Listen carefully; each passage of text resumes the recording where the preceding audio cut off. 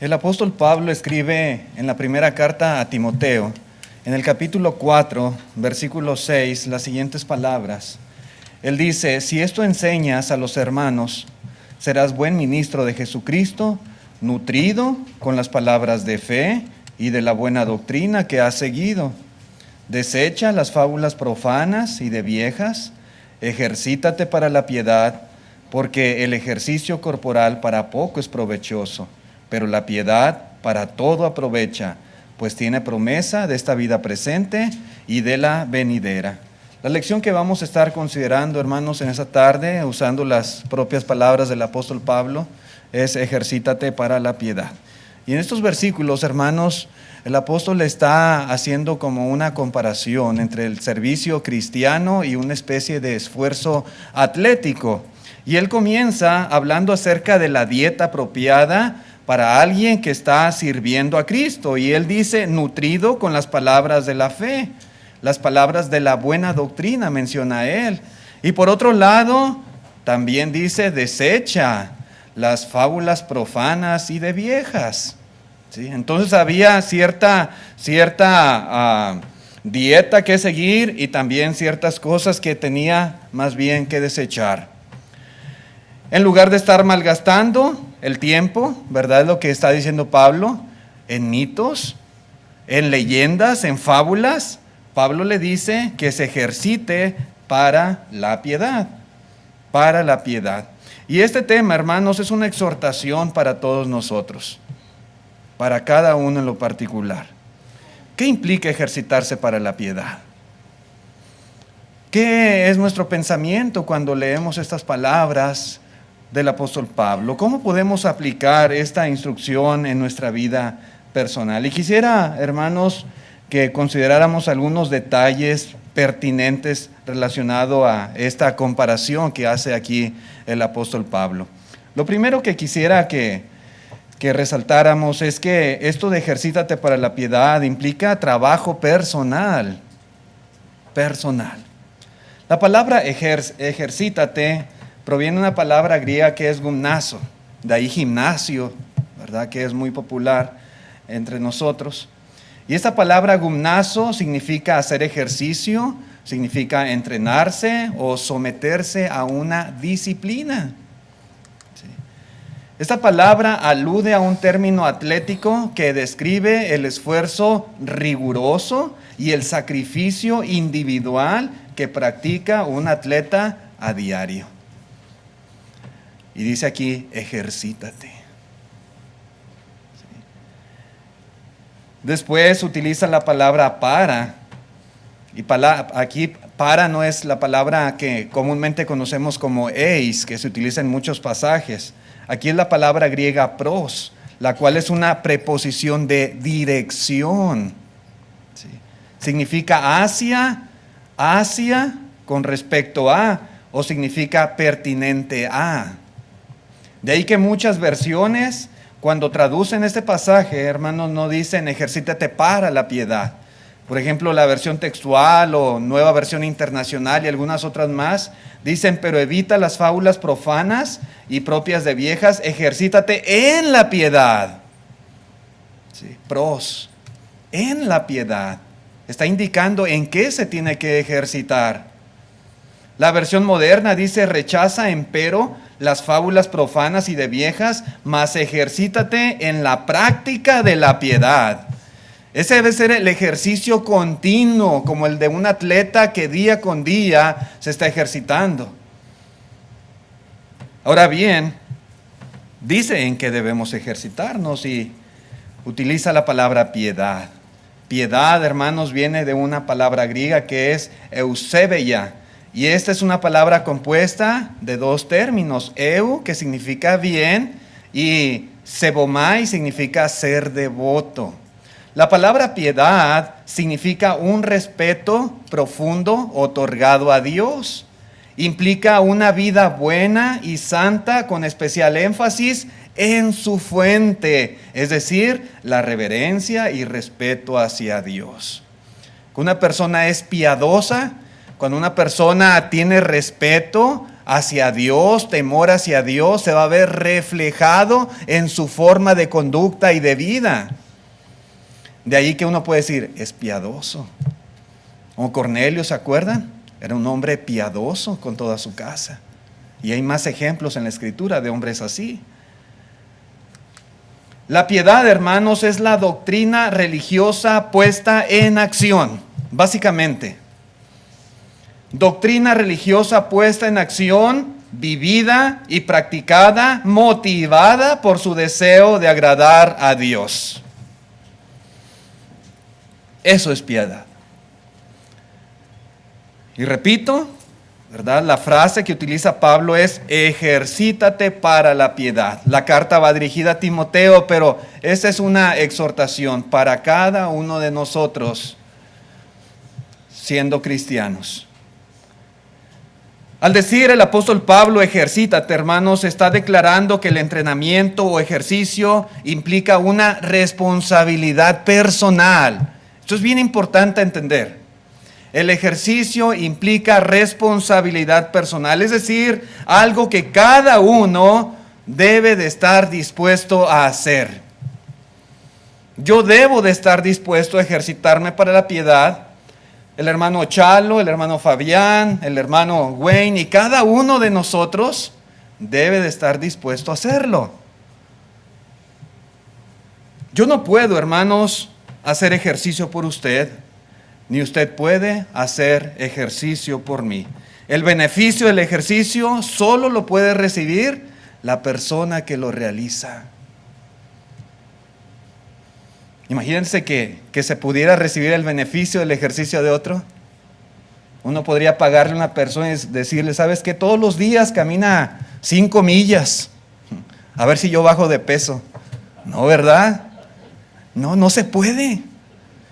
Para yo recibir el beneficio del ejercicio, yo tengo la responsabilidad de ejercitarme. Así debe de ser. Hay atletas, hermanos, que aún cuentan con un entrenador o un instructor personal.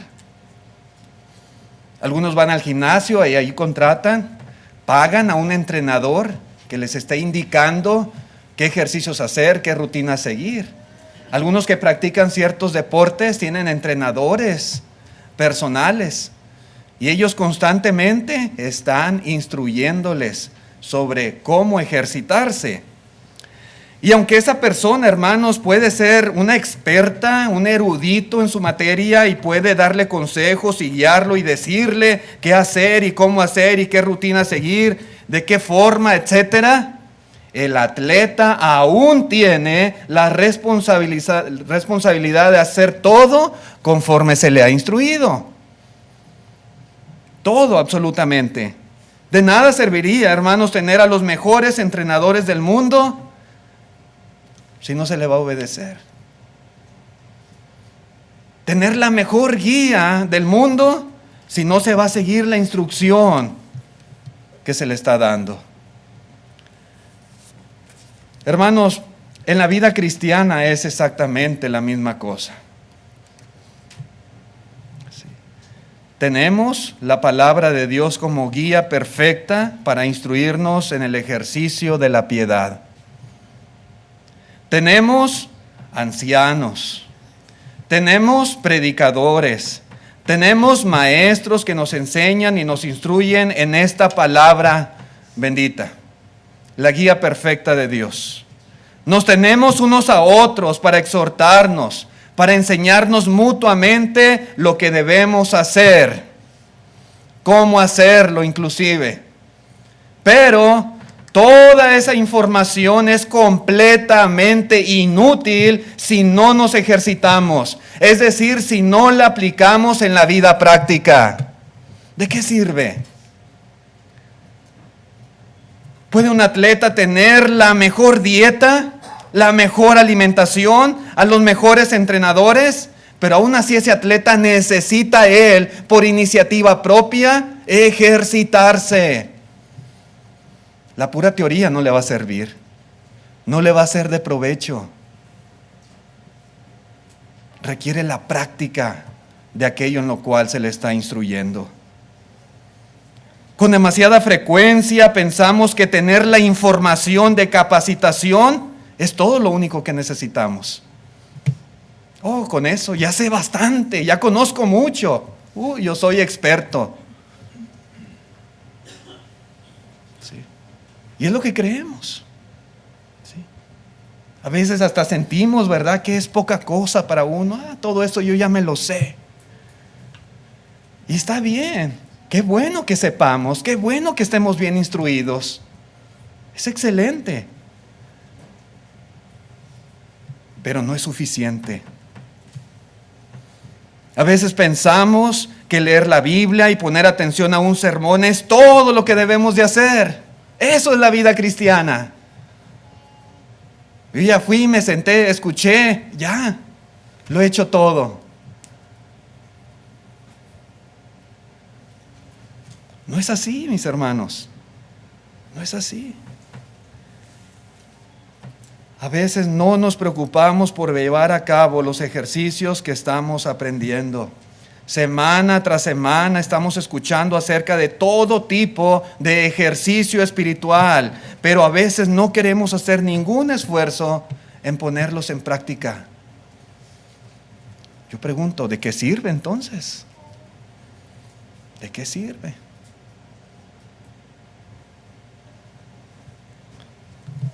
Dice en Lucas capítulo 21, versículo 34, dice el Señor Jesús: mirad también por vosotros mismos, que vuestros corazones no se carguen de glotonería y embriaguez y de los afanes de esta vida, y venga de repente sobre vosotros aquel día, porque como un lazo vendrá sobre todos los que habitan sobre la faz de toda la tierra. Velad pues en todo tiempo, orando, que seáis tenidos por dignos de escapar de todas estas cosas que vendrán y de estar en pie delante del Hijo del Hombre. Hermanos, realmente no sabemos cuándo va a ser la venida del Señor, hablando de nuestros tiempos y hablando de la promesa de su segunda venida, haciendo la aplicación en este sentido. No sabemos. Siempre enfatizamos, el Señor vendrá como ladrón en la noche. No sabemos cuándo será el día, no sabemos si falta poco, si falta mucho, no lo sabemos. El punto es que el Señor Jesucristo está aquí exhortando a que hagamos un autoanálisis de nosotros. ¿Cómo está nuestro corazón?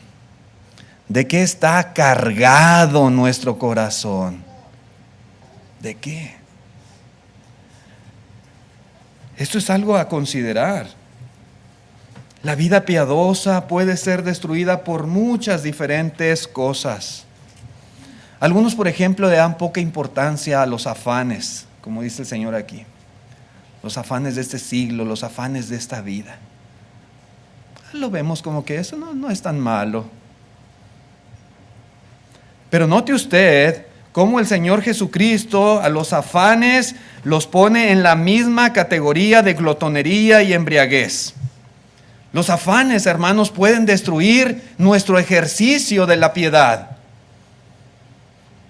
Porque estamos tan ocupados, porque estamos nosotros tan dedicados a las cosas de este mundo, y nos hemos llenado de cargas y de cargas y de cargas, que es en lo único en lo cual pensamos, es en aquello en lo cual más tiempo y más esfuerzo dedicamos. Estamos entregados de cuerpo y alma a las cosas de este mundo, pero para ejercitarnos en la piedad a veces no tenemos tiempo. Ni siquiera lo consideramos como una prioridad en nuestra vida. No, yo ya fui el domingo, ya escuché el sermón y ya eso es todo. No, eso no es todo.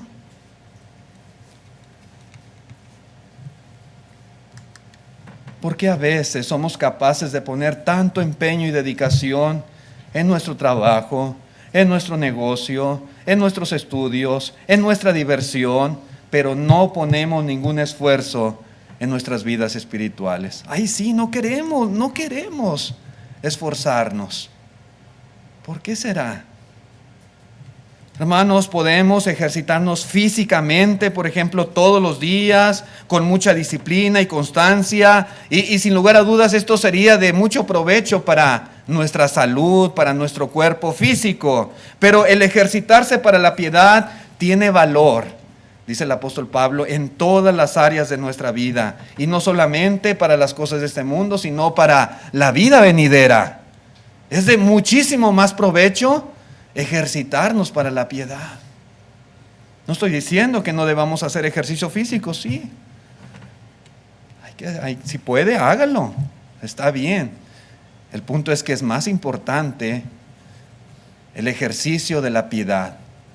Estar constantemente ejercitándonos en la práctica continua de la palabra de Dios. Si nos ejercitamos constantemente en la piedad, podemos estar seguros de que vamos a ver grandes cambios y diferencias en nuestra vida. Así como sucede a veces físicamente. Usted trae problemas de azúcar, trae problemas de colesterol, trae problemas de triglicéridos, trae problemas de la presión, trae problemas de esto y aquello. Empiece a hacer ejercicio y verá cómo va a notar cambios. El sobrepeso a veces, y notamos cambios y cambios, ejercitándonos físicamente. Y en lo espiritual es lo mismo. Cuando nos ejercitamos, estamos constantemente poniendo en práctica la enseñanza, la instrucción de la palabra de Dios, notaremos cambios grandes en nuestra vida. En este mundo, hermanos, tendremos vidas más saludables, sin lugar a dudas, emocional, espiritual, física y socialmente. El ejercicio de la palabra de Dios nos ayuda en muchos aspectos de nuestra personalidad, de nuestro ser, de nuestro carácter, de nuestra conciencia, de nuestro corazón. El vacío que ocasiona una vida sin ejercicio espiritual muchas veces es grande. Y buscamos de llenarlo, ese vacío, de muchas maneras. Pero en realidad, hermanos, no hay nada que pueda llenar ese hueco que a veces hay en nosotros. Esa necesidad, esa carencia, esa deficiencia que a veces sentimos y a veces no estamos exactamente conscientes de dónde proviene. La falta de ejercicio espiritual. Y el problema en sí, hermanos, no es el trabajo. Tenemos que trabajar, tenemos que comer. ¿Y cómo vamos a comer si no trabajamos? Tenemos una familia que mantener, tenemos que pagar los biles. El problema no es el trabajo.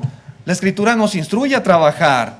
El problema no es la diversión, el salir de vacaciones. Esto no es el problema. El problema no es ir a la escuela, al colegio, prepararnos secularmente, dedicar tiempo para esto. Eso no. El problema está, hermanos, en el hecho de no hacer el hábito de ejercitarnos. Sí, en lo espiritual. Ese es el problema.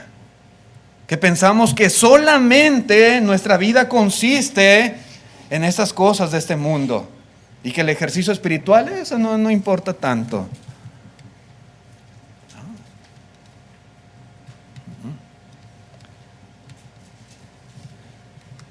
Mientras no nos ejercitemos, no vamos a ser fuertes, maduros, activos, útiles, ni verdaderamente felices.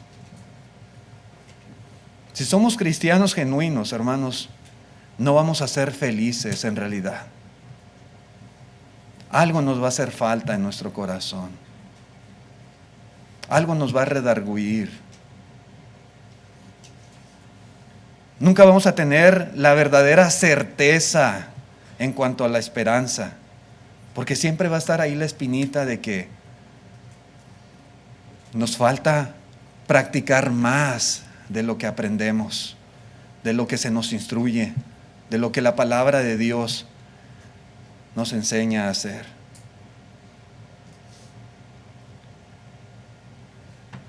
Un cristiano, hermanos, que no se ejercita jamás se asemejará a la imagen, al carácter de Cristo Jesús.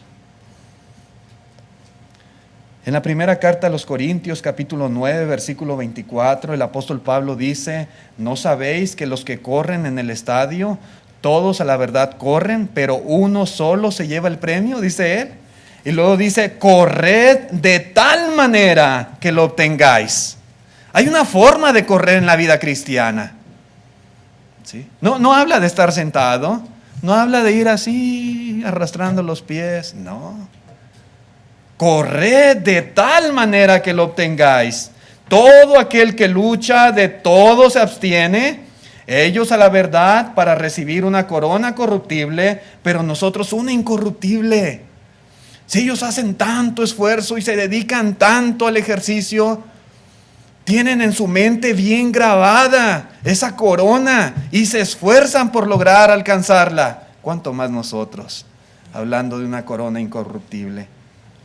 Dice el verso 26, así que yo de esta manera corro, no como a la aventura, de esta manera peleo, no como quien golpea al aire, sino que golpeo mi cuerpo y lo pongo en servidumbre, no sea, note usted, no sea que habiendo sido heraldo para otros, yo mismo venga a ser eliminado. Pablo, aún siendo el apóstol, tenía en su mente que si no corría como era necesario correr en la vida cristiana, había el riesgo de ser eliminado.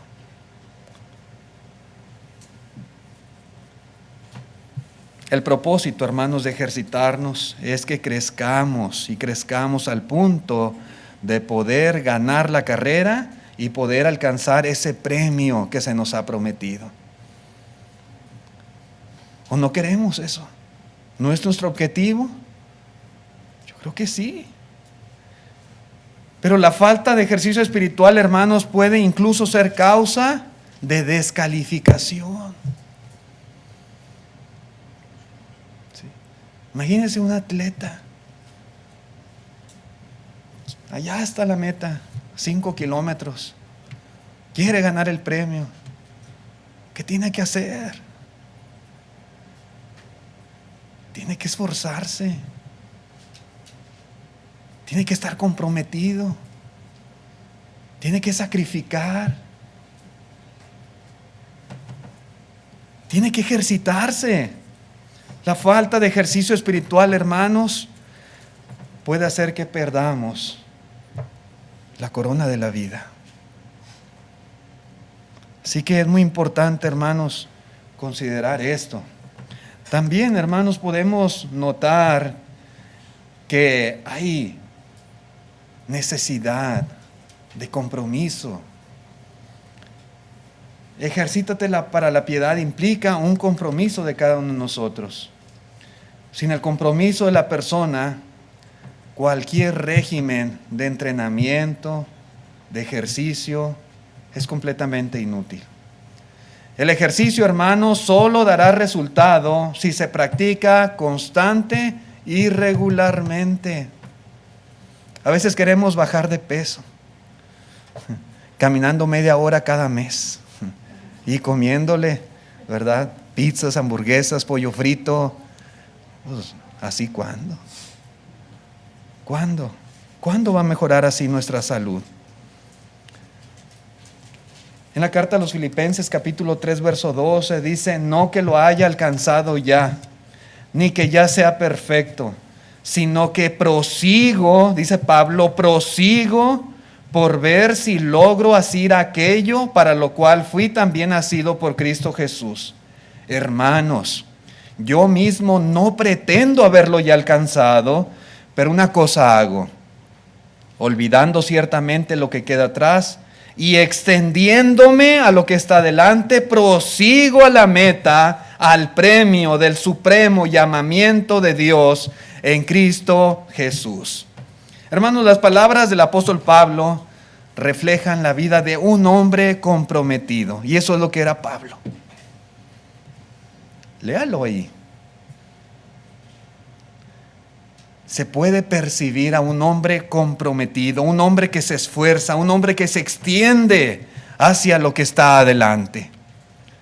La traducción de la palabra de Dios para todos dice: no quiero decir, note usted, que ya llegué a la perfección en todo, sino que sigo adelante.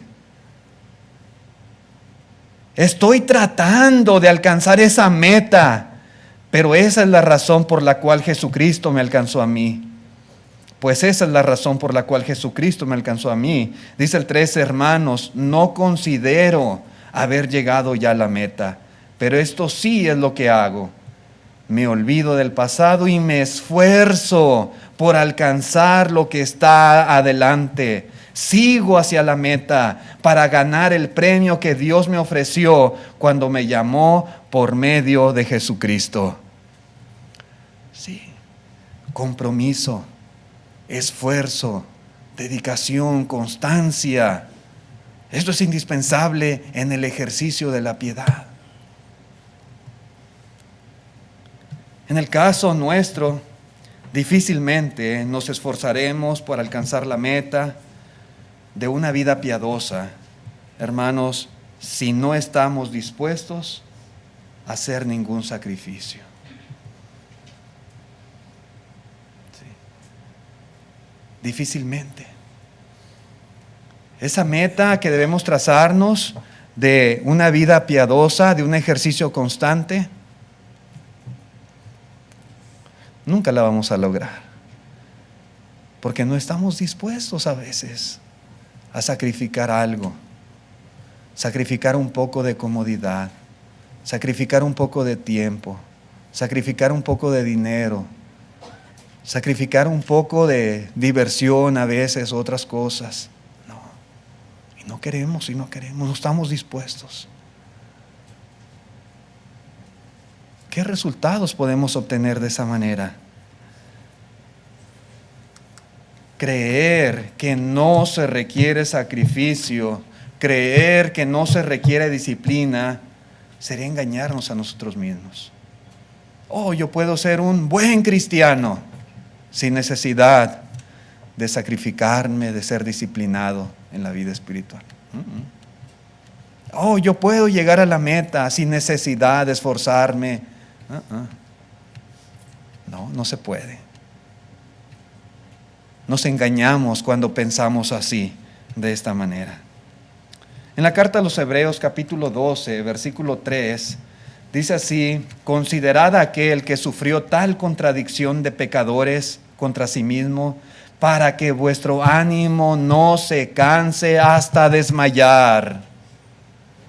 Verso 4: porque aún no habéis resistido hasta la sangre, combatiendo contra el pecado. Yo no sé qué tanto nos esforcemos cada uno de nosotros, pero si acaso hay cierto desánimo, cierto desinterés, desgana espiritual, dice aquí el escritor de los Hebreos: considerad a Cristo Jesús. Poner nuestra mirada en el Señor. Cuando las personas se comprometen con el ejercicio del cuerpo constantemente, podemos darnos cuenta cómo muchos buscan cierta motivación. La gente que está tratando de llegar a una meta, mejorar su salud, mejorar su nivel de azúcar, de colesterol o bajar algo de peso, están tratando de hallar motivación para poder lograr su objetivo. Ven ciertos videos motivacionales, a veces pegan ahí en la pared el póster, la imagen de algún hombre atlético, es decir, esta es mi meta, y buscan la forma de motivarse. El escritor de los Hebreos nos dice cómo motivarnos nosotros, mis hermanos. ¿Cómo motivarnos?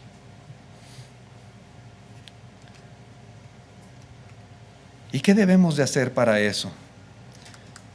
Para que nuestro ánimo no se canse hasta desmayar, debemos poner nuestra mirada en Cristo Jesús, en su ejemplo, en su amor, su sacrificio por nosotros. Él es, hermanos, la imagen que debe estar pegada ahí en nuestra pared todos los días. Nuestra meta, nuestro objetivo, su vida, su ejemplo, su carácter, su obra. Para motivarnos debemos recordar lo mucho que el ejercicio en la piedad nos va a ayudar a mejorar y a crecer espiritualmente. Sí. Así como las personas que se motivan pensando en los cambios físicos que desean tener. Y si le sigo, estoy seguro que ahora sí me va a quedar esa camisa, sí me va a quedar ese vestido. Y están pensando en eso como una motivación. Sí. Y es lo mismo. Para poder ejercitarnos continuamente en la piedad, recordar, hermanos, lo mucho de provecho que podemos obtener de este ejercicio. ¿Cuánto vamos a crecer? ¿Cuánto vamos a mejorar? Debemos tener presente la corona que tenemos por delante, el premio del supremo llamamiento de Dios que es en Cristo Jesús. Lo que vamos a recibir al final. Y esto, hermanos, sin lugar a dudas, va a ser una motivación, un aliciente para nunca dejar de estar comprometidos en este objetivo.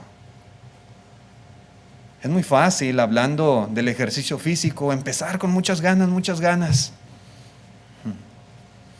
Y a los 15 días al mes, ya se acabó el entusiasmo y dejamos ya a un lado. Ahí está la máquina de adorno nada más. Sí. Y puede ser que espiritualmente nos pase así de la misma manera. Esto debe ser constante, hermanos, un compromiso de constancia.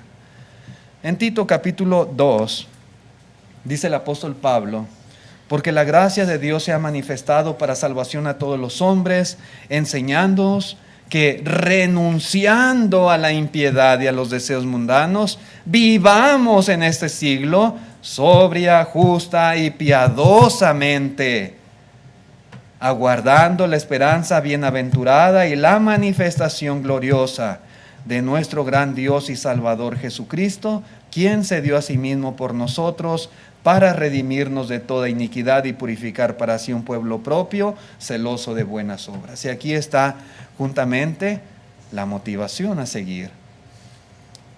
Pero habla el apóstol Pablo de que tenemos muchas veces que renunciar, hay mucho a lo cual renunciar. Habla de la impiedad. ¿Sí? Una cosa es la piedad y otra cosa contraria es la impiedad. Y a la impiedad sí hay que renunciar. Pero por el contrario tenemos que vivir piadosamente, dice aquí. Sobria, justa y piadosamente. Hermanos, cuán importante es tener la voluntad de cambiar, tener la voluntad de mejorar. Muchas veces tenemos que renunciar a ciertas cosas para lograrlo. Otras veces tenemos que aprender a vivir de una manera diferente. Pero tener la voluntad, la disposición de hacer todo lo que sea necesario. Si esto no hay, hermanos, va a ser bien difícil o va a ser prácticamente imposible que haya una mejora en nosotros. Si somos tercos, obstinados acerca de cómo estamos viviendo, si estamos contentos y satisfechos de llevar una vida sin el ejercicio espiritual, si creemos que esto no es necesario, entonces, hermanos, toda instrucción, toda enseñanza, toda capacitación que pudiéramos recibir va a ser vana. Podemos oír, pero si en nosotros hay terquedad de decir, no, yo estoy bien. Eso es lo que dicen, pero yo no necesito cambiar. Yo estoy satisfecho así como estoy. Okay. De nada sirven los mejores instructores del mundo mientras no haya esa disposición a renunciar y a vivir de una manera piadosa.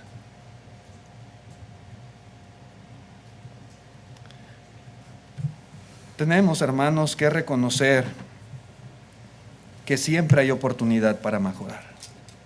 Siempre en nuestra vida hay oportunidades de mejora. Siempre habrá deficiencias por aquí, por allá, más allá.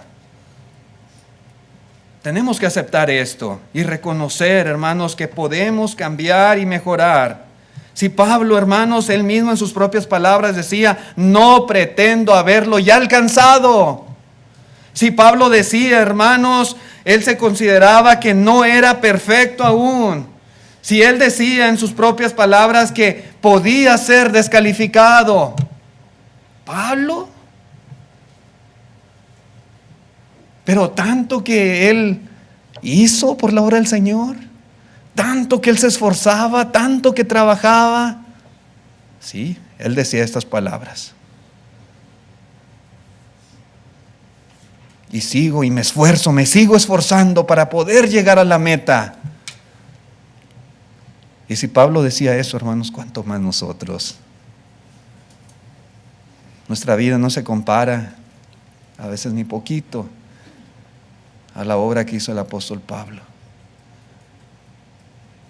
¿Cuánto más nosotros, hermanos, tenemos que reconocer que no somos perfectos y que no tenemos ya en la bolsa asegurado el premio, que necesitamos esfuerzo, constancia, ejercicio en la piedad, vida práctica, nuestro cristianismo práctico?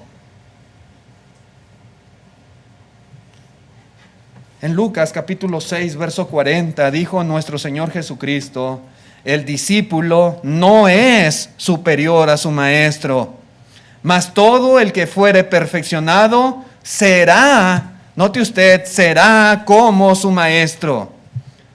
Hermanos, nuestra meta debe de ser como Cristo. Él es nuestro maestro, nosotros somos sus discípulos. Pero si aún, note usted, si aún no somos como Él, entonces necesitamos todavía seguir aprendiendo y seguir ejercitándonos cada día en todo lo concerniente a la piedad, en todo lo concerniente a lo que Él ha mandado. O que levante la mano el que considere que ya es como Cristo. Que diga, hermano, yo ya soy perfecto, yo ya soy como Cristo, no necesito aprender más ni practicar más. ¿No?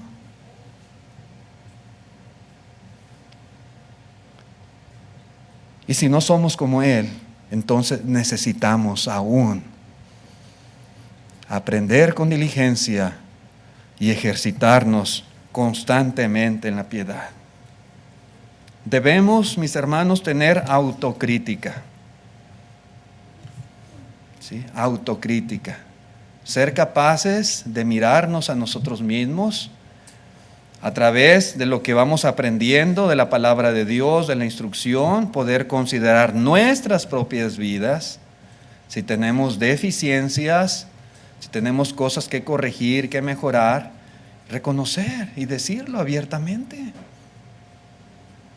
De eso se trata. Debemos hacer una reflexión de nuestra vida, de nuestra obra, y debemos estar buscando, hermano, ese es el punto, buscar todas las cosas en las cuales necesitamos cambiar y mejorar. En la segunda carta a Timoteo, capítulo 3, verso 16, dice Pablo a Timoteo, toda la escritura es inspirada por Dios y útil para enseñar, para redarguir, para corregir, para instruir en justicia, a fin de que el hombre de Dios sea perfecto, enteramente preparado para toda buena obra. El problema no es la palabra de Dios. El problema no es la escritura, no es la instrucción que se nos ha dejado para nuestra vida. ¿No? Dice aquí Pablo que la escritura es útil para enseñar. Es decir, mis hermanos, que se nos expone a través de ella la mente de Dios, todo lo concerniente respecto a la voluntad de Él para nuestras vidas, todo lo concerniente a su doctrina, aquí está plasmado. Sí. Y se nos enseña. Si queremos saber acerca del pecado, qué es el pecado, las formas del pecado, se nos enseña. Si queremos saber acerca del Evangelio, ¿qué es el Evangelio? ¿En qué consiste el Evangelio? ¿Cómo se obedece al Evangelio? Aquí se nos explica, se nos enseña. Si queremos saber acerca de la salvación, aquí se nos enseña. Si queremos saber acerca de la santidad, se nos enseña. Si queremos saber acerca de la iglesia, aquí se nos enseña. Si queremos saber acerca de la vida venidera, se nos enseña. Toda la escritura, hermano, es útil para enseñar. No, ese no es el problema. Dice que es útil también para redarguir.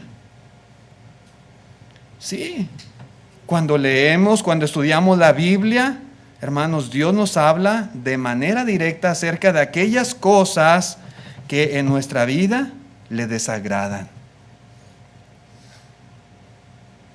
Sí.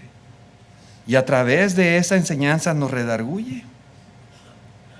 Todo lo que a Dios no le gusta, nos lo dice a través de la Escritura. Y a veces a través de hermanos que nos predican, que nos enseñan por medio de la palabra, nos dicen, esto a Dios no le gusta. Es útil para redarguir. Es útil para refutar errores, para saber responder ante la tentación. Lo es. Dice que es útil para corregir. Es decir, que la Escritura no solamente nos enseña nuestros errores, no solo nos dice en qué estamos mal, sino que también, hermanos, la Escritura nos dice cómo enderezar o cómo enmendar el camino. Por ejemplo, allá en la carta a los Efesios, capítulo 4, versículo 28, dice la Escritura que el que hurtaba, ya no hurte más. ¿Te gustaba robar? Ya no robes, dice la palabra de Dios. Ya no lo hagas. Está redarguyendo.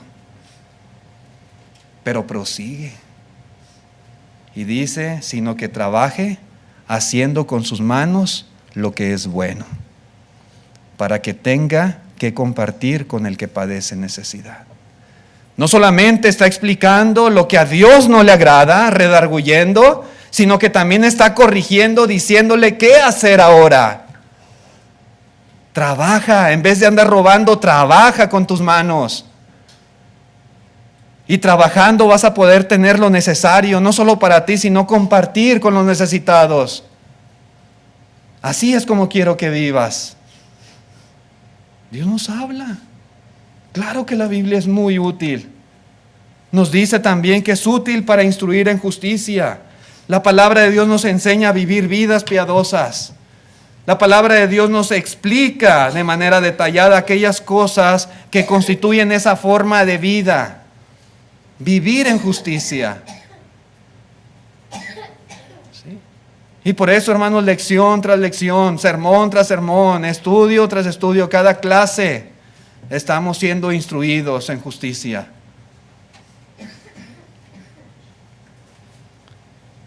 Hermanos, por eso digo, la palabra de Dios es perfecta y es útil en gran manera para nuestras vidas.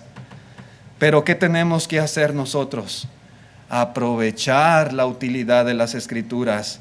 Todas esas cosas que vamos aprendiendo, todo aquello que se nos enseña, todo eso, hermanos, que se nos está constantemente recordando, tenemos que ponerlo en nuestro corazón y llevarlo a la práctica en el ejercicio de la piedad. El estudio de las Escrituras está diseñado, hermanos, para capacitarnos en el ejercicio de la piedad. Nadie puede decir, hermano, yo no sé cómo ejercitarme para la piedad. Yo no sé cómo vivir mi cristianismo práctico. ¿No sabe? Entonces, ¿ha sido tiempo perdido todo? Todo lo que se nos enseña, hermanos, es para ese fin. Tito capítulo 3 verso 8 dice, palabra fiel es esta, y en estas cosas quiero que insistas con firmeza, para que los que creen en Dios procuren ocuparse en buenas obras. Estas cosas son buenas y útiles a todos los hombres. Tito tenía que estarle recordando, enfatizando, insistiendo y hacerlo con firmeza a los hermanos.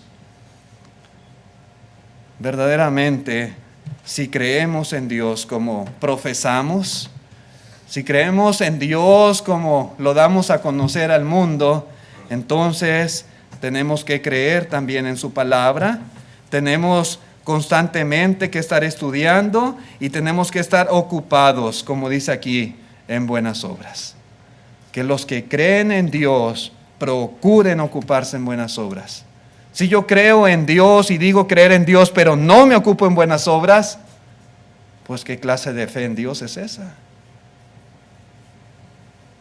¿Qué clase de fe? Necesitamos compromiso, constancia, dedicación en ejercitarnos, mis hermanos, constantemente en la piedad. Gracias por su atención a este mensaje. Esto es lo que quería compartir en esta tarde con ustedes. Si hay amigos, amigas que aún no han obedecido el Evangelio, hoy es el día de salvación. Nosotros estamos preparados para ayudarle a obedecer el Evangelio. Tenemos ropa aquí atrás, tenemos agua, este bautisterio está lleno de agua. Usted necesita obedecer el Evangelio, necesita confesar su fe en el Señor, arrepentirse de sus pecados y ser bautizado y decidir comenzar una vida en el ejercicio de la piedad todos los días para plena certeza de la esperanza. Estemos de pie los que puedan, por favor, para cantar el himno de invitación que nuestro hermano tiene preparado. Muchas gracias.